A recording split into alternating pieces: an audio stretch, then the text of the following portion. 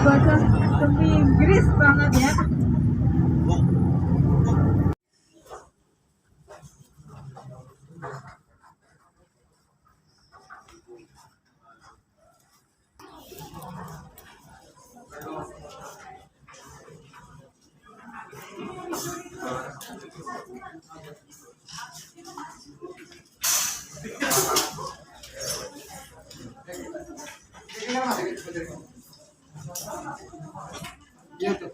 Berarti campur Bang.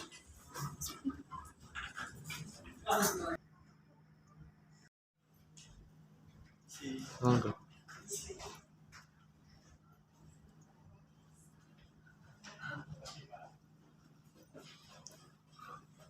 Masuk.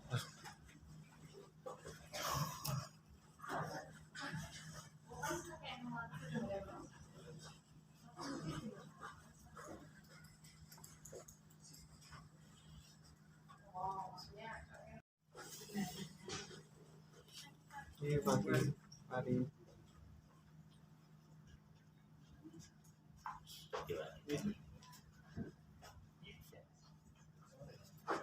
kelasnya berapa orang? 28.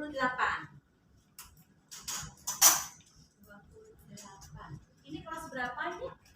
11. Sudah magang? Belum. Mau magang di Omadaka?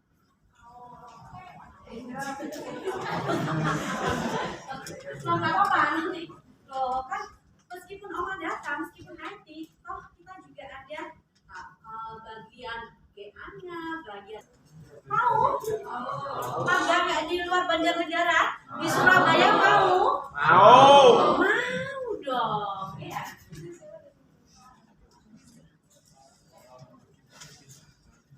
Kalau gitu semua atributnya tas atau ada yang nggak pakai topi ya, tasnya boleh ditaruh.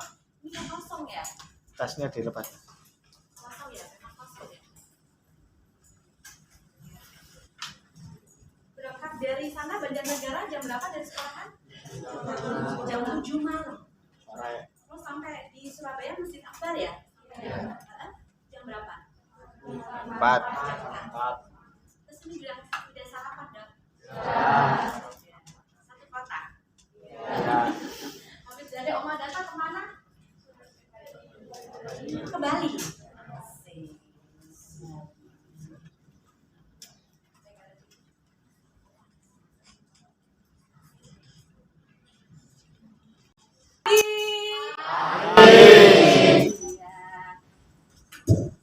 Kalau dari sekolahan ada yel-yelnya nggak? Ada. Ada ya Ibu ya? Ada. Yang saya minta anak TKJ aja deh.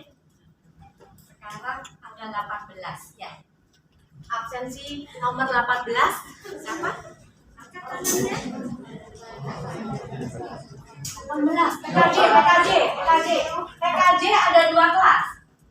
TKJ 1, TKJ 2. Ya udah, TKJ 1 absensi nomor 18. Oh, Mutia. Mbak Mutia mana? Masuk gak ya? Mbak Mutia.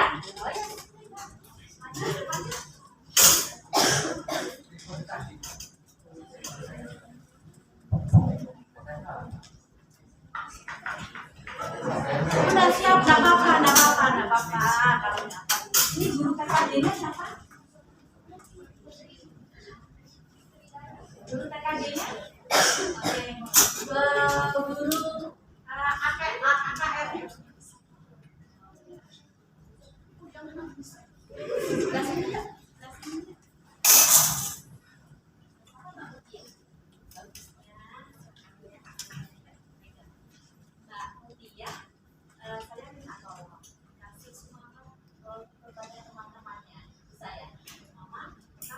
Bilang SMK, nanti kalian bisa ya, jawabnya bisa ya, bisa ya. Mau 1 kali atau 3 kali?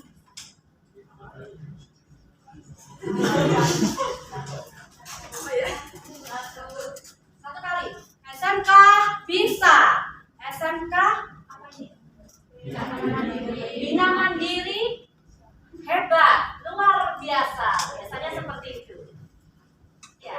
Ya. Ya. Mereka jawabnya bisa. SMK Bina Mandiri, mereka jawabnya hebat, luar biasa. Bisa? Bisa. Ayo, bisa Mbak? Bisa. Oke, ya saya duduk aja deh di sini. Oh ya langsung Mbak, nanti masuk. Ayo sekarang. SMK Ya. SMK Bina Mandiri Luar biasa. Ulang. Ulang keempat. Lagi, sekali lagi. SMK Bisa. SMK Bina Mandiri Hebat. Luar biasa.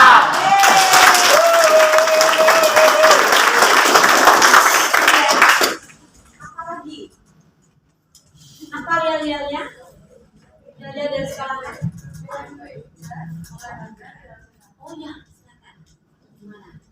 Kalau saya bilang SMK Bina Mandiri, jawabnya bekerja wirausaha. Bekerja melanjutkan wirausaha.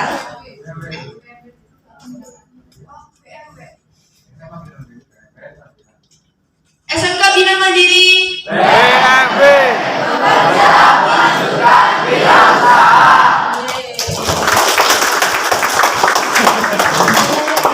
BMB bekerja melanjutkan wirausaha. Berarti ini ya Pak ya, apa tuh buat usaha sendiri ya.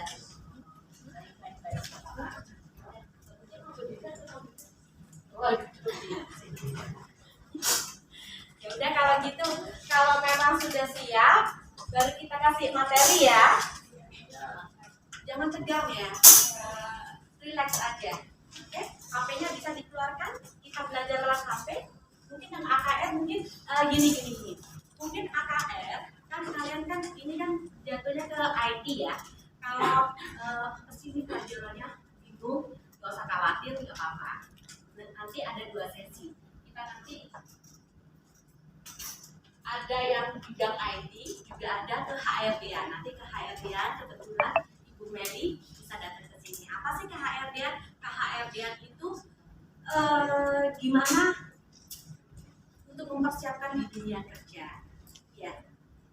Bukan begitu ya? Gak apa-apa ya diambil dari situnya ya. Jadi kamu walaupun bagian akunting, tapi kamu juga tahu ya kan dunia IT seperti ini juga. Oke? Siap. Selamat pagi semuanya. Pagi. Assalamualaikum warahmatullahi wabarakatuh. Selamat datang buat rombongan dari SMK Bina Mandiri Purworejo Lampok, Banjarnegara. Yang saya hormati Bapak Ibu guru pendamping dan yang saya banggakan teman-teman sekalian. Selamat datang di Surabaya. Sekarang kita tepatnya berada di gedung Intiland Tower, yang dimana kalian untuk acara pagi hari ini ya, kalian ini mengunjungi PT Omadata Pakma Indonesia, yang dimana kalian akan menerima ya materi terkait data center, karena kita di sini berada di bidang data center seperti itu. Baik, sebelum saya bacakan alur acara di pagi hari ini, saya perkenalan dulu ya. Nama saya Oka, saya di sini sebagai technical support, dan di sebelah saya ada Pak Ali selaku tim sales. Pagi. Dan di sebelah kiri yang berkerudung ada Ibu Meli, HR Omadata. Dan sebelah kiri Ibu Meli ada Bu Intan selaku General Affair. Hai. Di sebelah Bu Intan ada Mas Hafiz selaku technical support. Pagi. Dan yang berbaju abu-abu ada Mas Rizal mechanical electrical. Pagi. Oke, baik, untuk acara pagi hari ini yang pertama pembukaan oleh saya sendiri, dan berikutnya nanti ada sesi materi yang dimana disampaikan langsung oleh Pak Ali untuk materi terkait data center, dan dilanjutkan nanti ada materi dari Bu Melin ya terkait keahlian. Jadi itu 2 materi yang akan kita sampaikan. Jadi setelah sesi materi nanti ada sesi touring yang dimana kalian akan melihat langsung data center secara real, Jadi nanti kalian akan dibagi bergelombang seperti itu ya. Jadi nggak bisa semuanya masuk karena tempat data center kami terbatas. Jadi kalau menampung semua orang yang ada di sini, saya kira kurang cukup seperti itu. Jadi untuk aturan masuk data centernya yang pertama nggak boleh bawa alat tulis, kamera, handphone, semuanya ditaruh di dalam ruangan. Jadi kalian nanti waktu berkunjung di data center itu hanya bawa badan aja. Paham ya teman-teman ya? Oke, baik. Setelah sesi touring mungkin jika memungkinkan ada waktu lebihnya nanti akan ada sesi tanya jawab dan dilanjutkan sesi penutup. Nah, sebelum sesi penutup mungkin ada perwakilan dari Bapak Ibu guru untuk menyampaikan sepatah dua kata untuk acara di pagi hari. Baik, kita lanjut ke sesi berikutnya. Pak Ali, ready Pak? Waktu saya persilakan. Baik, Mas Oka, terima kasih atas waktunya. Assalamualaikum warahmatullahi wabarakatuh. Waalaikumsalam warahmatullahi wabarakatuh. Selamat pagi semuanya, selamat datang Bapak Ibu guru sama siswa-siswi SMK Bina Mandiri Purworejo Banjarnegara di Surabaya ya, terutama di Gedung Indira Tower. Jadi Gedung Indira Tower ini yang kalian tadi masuk itu bukan miliknya Amadata Pak. Jadi kami itu di sini sebagai penyewa di lantai 3.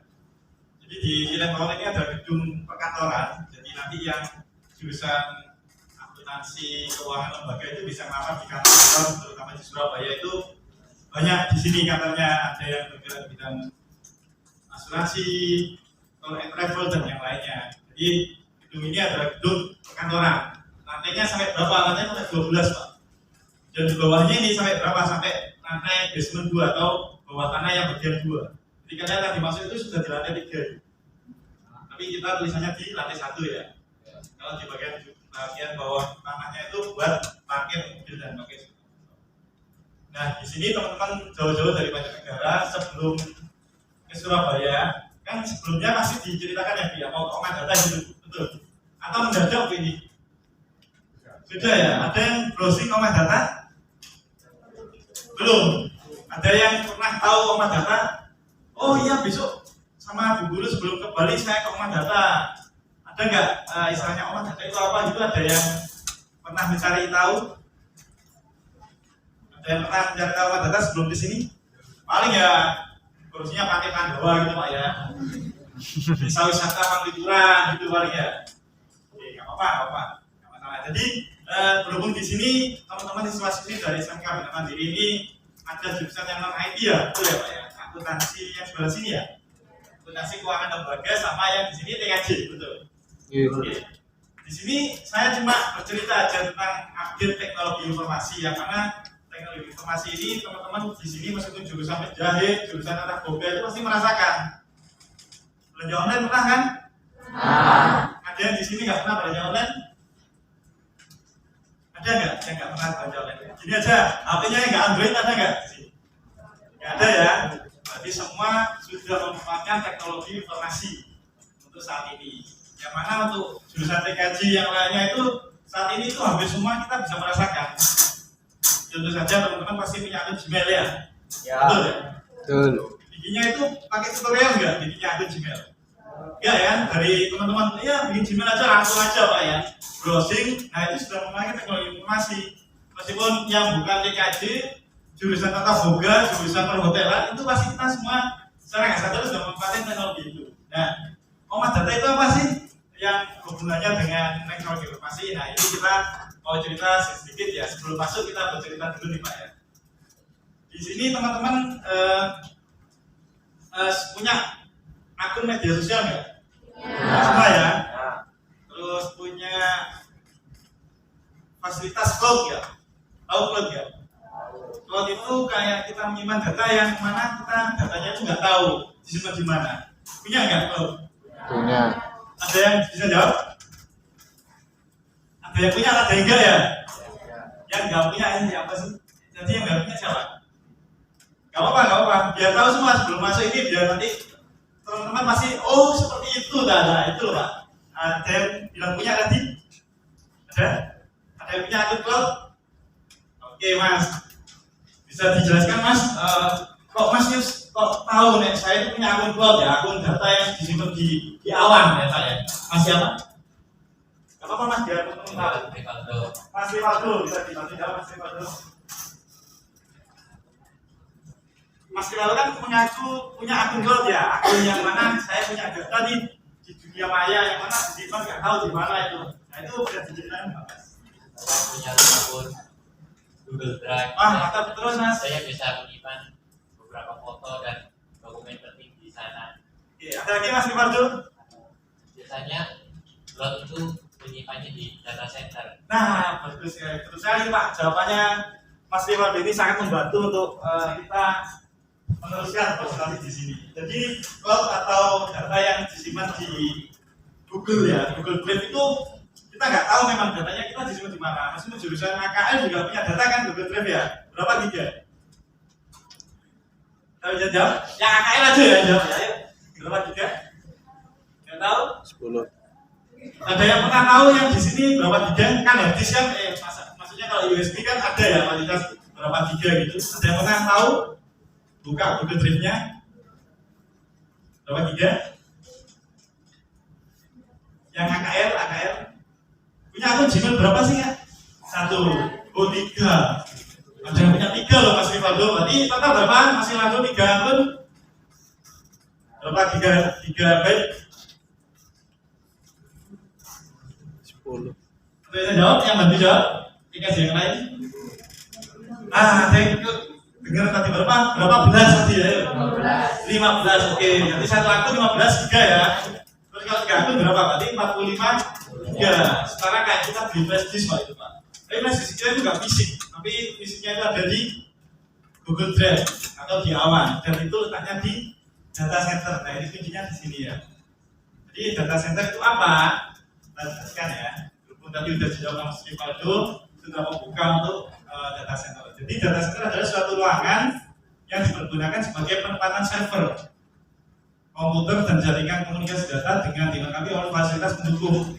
Jadi data center ini fisiknya itu ada semestinya. Jadi ada semua data center Google, data center TikTok, data centernya Meta. Tahu Meta ya? Bukan nama orang ini ya. Tahu Meta? Apa sih Meta itu? Apa Mas? Yang AKL aja ya. Apa itu Meta Mas? Apa? Ayo, Meta ini bukan nama orang. Apa itu Meta? Nanti jawab. Masa nggak tahu semua Meta? Ayo, ada yang tahu Meta selain aja ya. Yang AKL mana sini ya?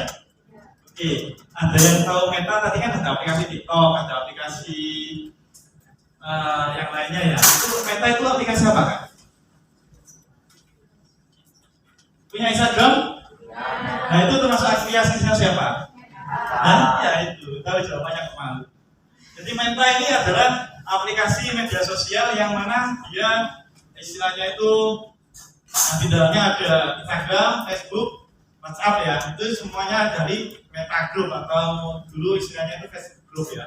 Nah itu semuanya itu punya data center yang mana fisiknya itu ada yang di negara Singapura, ada yang di negara Amerika. Jadi fisiknya itu ada suatu ruangan soalnya kayak kita itu kayak tempat lah. Jadi semuanya itu ada. Terus yang Google tadi itu semua juga ada tempatnya. Jadi kalau misalnya data centernya Google yang paling terdekat di Indonesia adalah di Singapura. Jadi data kita itu diletakkan yang servernya paling dekat dengan negara Indonesia, yaitu Singapura. Misalnya nih, kalau misalnya teman-teman sudah disimpan di Singapura, sama Google ini di backup di tempat data center lain yang terdekat juga dengan Singapura. Di mana? Di Hong Kong. Jadi data kita nggak diletakkan di pusatnya mereka di Amerika, karena kejauhan. Kalau kita misalnya mau mengunduh foto dalam Google Drive, kalau data kita semua di Amerika, itu pasti bisa 1 minggu Pak downloadnya. Karena perjalanannya jaringan kalau TKJ ya, perjalanan jaringan untuk hub-hubnya atau routingnya itu terlalu panjang. Makanya data center Google, Meta Group dan yang lainnya TikTok itu kalau yang Indonesia ini didekatkan dengan wilayah Indonesia. Di Asia Tenggara itu pusatnya di Singapura. Semuanya itu ada di situ. TikTok dan yang lainnya. Shopee ya, Shopee gitu kan. Terus ada lagi aplikasi apa ya? Gojek dan yang lainnya lah, itu rata-rata adanya di Singapura. Itu ya, itu namanya data center. Nah ini contoh data center ya. Ini lokasinya data center ini. Jadi data kalian yang punya akun Instagram itu kalau misalnya punyanya Meta ya ditaruh di sini, ini pusatnya. Tapi ada di Singapura juga ada. Meta, TikTok dan yang lainnya itu data centernya itu ada di sini. Rata-rata kalau di Asia Tenggara. Semuanya ini lokasi data center. Google juga ada di dekat Kutub Utara ya ini ya. Ini suatu tempat juga, ini data center semua yang di titik-titik ini. Kalau dituliskan banyak, ini full ini di sini data center semua. Yang ini yang terbesar aja kita tunjukkan. Nah, terus yang di Indonesia kok cuma Madura? Enggak. Jadi di Indonesia ini malah ada banyak sekali data center. Yang mana pusatnya di Jakarta. Kalau saya tulis semua data center ini nggak kelihatan Pak, Indonesianya ini. Jadi Oma Data ini seperti contohnya aja kita ada di Indonesia, ada di Surabaya. Seperti itu ya. Nah ini contoh data center di Google, Microsoft, Facebook dan yang lainnya. Nah ini fisik data centernya, ini dalamnya kayak pabrik ya, ada pipa-pipanya, ada blowernya, ada raknya ini. Nah ini contoh data center Google. Kalau ini contoh data center Facebook. Jadi ada orang yang mengoperasikan ini server semua. Tahu server nggak teman-teman? Server itu kayak PC mestinya. Jadi PC yang mana kalau PC atau laptop itu fungsinya itu hampir sama kayak server secara fungsi ya. Jadi server itu bisa dibuat untuk ngetik Word atau bikin Excel, bikin desain itu bisa. Tapi secara istilah performanya itu lebih dari yang server. Kalau PC atau laptop kalian kalau nggak digunakan kan dimatikan ya. Kalau server ini sekali nyala itu harus nyala terus, nggak boleh dimatikan. Dan letaknya server itu di data center. Nanti bisa dilihat siapa servernya. Jadi server itu kalau dari sisi kapasitas itu lebih besar server. Contohnya kayak gini lah, contoh simpelnya ya. Jadi ada mobil yang misalnya nih mobil yang sederhana gitu kan, misalnya kayak Bajaj sama satunya itu BMW, sama-sama bisa jalan, tapi fungsinya itu beda, gitu ya. Jadi fungsinya beda ya. Jadi BMW sama Bajaj ini sama-sama bisa mengangkut orang, sama seperti server sama PC atau laptop kalian. Secara performa lebih cepat server. Dan server itu harus didapatkan di data center. Kalau PC sama laptop itu di ruangan apapun bisa, outdoor, indoor, suhu kamar, suhu ruangan itu bisa semuanya. Tapi kalau server harus di tempat seperti ini. Nanti bisa dirasakan ya. Ini contoh Facebook ya, data center Facebook. Ini contoh data centernya QTS. Ini contoh-contoh aja. Maksudnya banyak sekali yang di browsing data center misalnya punya Google itu bisa. Nanti keluar semua ini ada pipanya, ada raknya, ini rak isinya server semua ini. Jadi online semua, nyala semua. Jadi kalau misalnya kalian nggak bisa akses Instagram misalnya, itu berarti problem di servernya dia. Jadi nggak bisa akses. Kan kapan pernah ya Pak ya, ada WhatsApp nggak bisa ya? Nah nggak alami nggak di banyak negara. Jadi kita WhatsApp itu pending semua. Nah itu berarti ada negara di servernya Meta atau yang khusus aplikasi di WhatsApp. Kita nggak bisa protes dulu karena kita free penggunaannya ya. Jadi mereka paling tidak itu ada problem di internetnya, entah itu servernya down atau koneksinya yang down. Yang mana dia dialihkan data center lain yang mana perlu waktu. Makanya dia ada kayak jeda ya, berapa jam ya waktu itu ya. Kalau seingat saya sih pernah jam 11 malam sampai jam 4 pagi. Itu pernah, waktu itu bisa. Ada yang kemarin itu waktu siang hari jam 10-an kayaknya ya, pernah ya. Kita ngirim WA itu kayak kok nggak bisa nyampe, jadi lingkaran mundur terus. Itu kan ya pernah ya. Nah, itu berarti ada kendala yang terjadi di servernya mereka atau di jaringannya mereka. Dan kita nggak bisa menyalahkan karena kita menggunakannya free. Seperti itu. Nanti seiring dengan waktu pasti dia normal kembali. Itu ya. Nah, apa syarat utama membangun data center? Yang pertama adalah memilih lokasi dulu. Lokasi, terus yang kedua adalah sistem cadangan. Yang ketiga adalah SOP atau standar operasional. Ini kita jelaskan satu-satu ya. Untuk pemilihan lokasi, jadi lokasi ini yang sangat penting ini. Jadi kalau misalnya mau bangun data center karena suatu bangunan atau ruangan itu harus dilihat dari segi sipilnya, geologi, vulkanologi, dan topografi. Jadi kita kalau bangun nggak boleh dekat dengan gunung Merapi, yang mana ada abu vulkanik atau gempa. Terus yang di topografi ini yang di dekat pantai selatan, misalnya di pesisir selatan ya, pantai selatan yang di Pulau Jawa itu sering ada gempa, itu tidak disyaratkan untuk bangun data center. Jadi kalau merusak bangunannya, berarti nanti merusak datanya juga, merusak servernya, merusak perangkatnya, merusak jaringannya dan yang lainnya. Itu malah menyebabkan akses ke server tersebut adalah down nanti. Itu ya, itu harus dipilih juga. Kalau banyak negara ada gunung Merapi nggak? Nggak ada ya. Nggak ada gunung Merapi berarti sepertinya cocok itu buat untuk di bangunan data center dan iklimnya juga dingin ya, Bu ya. Nah itu cocok. Jadi masih bisa di banyak negara itu kalau memang secara vulkanologi tidak dekat dengan Gunung Merapi itu bisa dibuat untuk lokasi data center. Tapi ya itu harus lihat untuk tanahnya. Kalau tanahnya amblas itu tidak disarankan. Jadi harus kokoh. Tanahnya bagian bawahnya sipil gitu ya. Yang harus pertama ini sipilnya. Jadi kalau misalnya terhindar dari Gunung Merapi, tanahnya tadi tanah gembur itu kan amblas. Soalnya server ini berat sekali. Bebannya itu berat di harganya, berat di fisiknya sama istilahnya itu perlu power yang sangat besar. Seperti itu ya. Itu lokasinya. Terus ini sekitar dengan, jadi kalau udah mau data center itu harus dipastikan harus ada satu daya atau PLN. Yang menyuplai di daerah tersebut.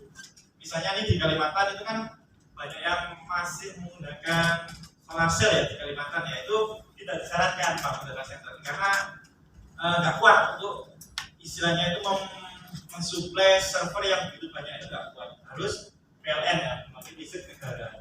Terus ada lagi harus ada pengaturan udara, jadi di suatu data center yang sudah dibuat itu nanti harus ada sirkulasi udara untuk lokasi tempatnya, ada yang hawa dingin, ada yang hawa panas, itu harus dibedakan biar nanti satu ruangan data center itu tidak merasa panas semua dan tidak merasa kayak suhunya itu orang Jawa itu mulah malih, ya panas ya dingin, jadi harus kita masuk itu harus dingin, dinginnya itu harus merata seperti itu. Itu pengaturan udara. Sama yang terpenting adalah komunikasi data. Jadi kalau misalnya data center itu sudah dibangun, itu harus ada jaringan internet, simpelnya seperti itu. Kalau di banyak negara ada jaringan internet apa selain Telkom? Indosat, selain Indosat, Aksis. Nah itu operator kan, itu pasti ada di Jawa Barat. Tapi yang jaringan kayak misalnya nih Indium gitu, selain Indium ada nggak di tempat kalian? Kayak First Media? Ada apa aja Pak di sekolah internetnya? Indium aja, nggak ada yang dari lainnya? Indium aja Bu ya? Nggak ada yang Disnet gitu nggak ada? Iconet nggak ada. Nah, berarti saat ini di banyak negara masih ada Indium aja ya, karena kurang memungkinkan untuk dibuat data center karena pilihannya koneksi jaringan itu harus lebih dari 3, minimal 3. Misalnya di banyak negara ada Indium, satunya lagi misalnya ada Disnet, satunya lagi ada Iconet, itu masih bisa. Jadi nyawanya jaringan ini paling tidak itu ada backupnya. Gimana nanti kita bangun data center tapi nggak ada koneksi internetnya, nggak bisa akses kita, nggak bisa akses ke servernya. Tentu simpel ya, kayak punyanya Facebook misalnya Meta. Kalian HP kalian kan ada paketannya betul ya, tapi servernya Facebook nggak ada koneksinya ya, nggak bisa nyambung. Jadi jalan jembatannya untuk dari HP ke servernya Facebook, kalau yang di sini atau di sini salah satu ada paketan internet atau nggak ada koneksi internet itu pasti nggak nyambung, jadi nggak bisa akses. Pernah nggak kalian ada nggak punya paketan data bisa akses? Nggak bisa ya? Nggak ada wifi, nggak ada paketan data bisa akses nggak? Nggak bisa kan? Nah, itu memang harus dua-duanya harus ada koneksi internet di HP sama di servernya yang punyanya seperti itu ya. Kalau ini SOP-nya ya, jadi kalau kita sudah bikin data center, sudah rapi, sudah diisi server-servernya banyak, itu harus kita atur untuk prosedur operasional dan perawatan. Jadi di situ kan ada kayak MDP panel ya, panel listrik, ada pendinginnya, ada UPS-nya, ada infrastrukturnya ya, yang mana itu harus di maintain atau di monitoring. Kayak kita punya sepeda motor ya, kita harus rutin untuk servis.